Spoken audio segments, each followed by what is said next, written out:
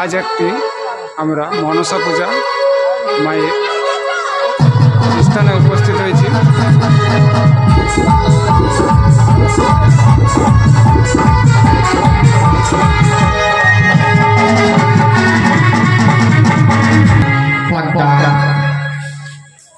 আজ আমরা একই বন্ধনে বন্ধিত হয়েছি, তাই জীবন শুরু করার আগে একটা শর্ত তোমায় বলে দিয়ে এমন একটি শর্ত যা শর্তের কথা তুমি শোনো।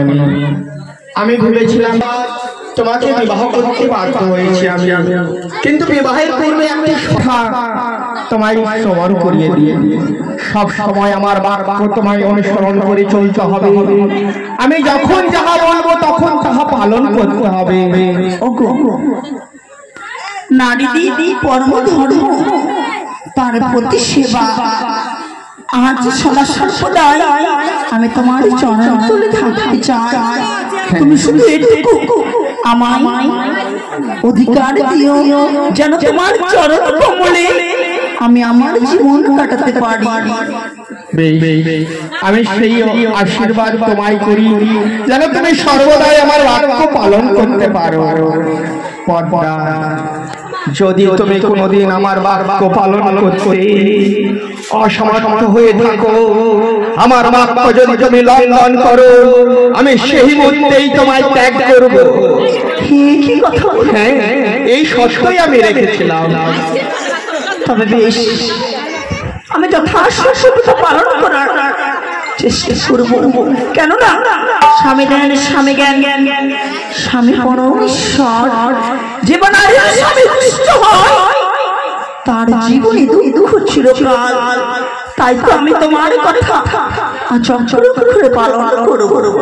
বেশ, এসে বসো, এই পালনকে কিছুক্ষণ বিশ্রাম করি। তবে বেশ, তাই হবে। তোমাকে তো আমি কখনো দেখিনি, আর সকলকে ত্যাগ করে আমি তোমার নিকটে এসেছি। কিসের আশায় জানো? শুধু কিঞ্চিত মাত্র তোমার প্রেম ভালোবাসা।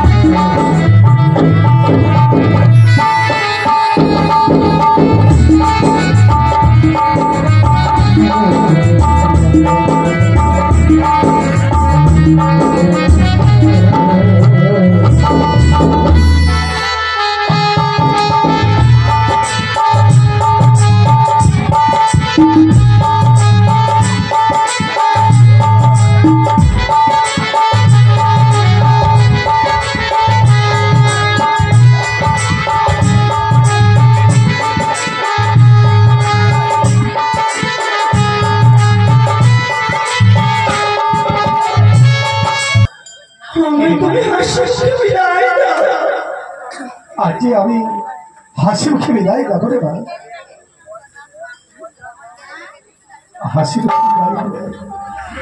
তুমি চলে রইল প্রণাম পিতা।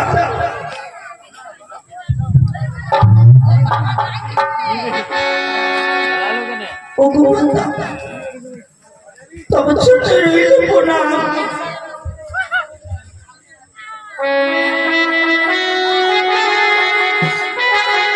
হাসি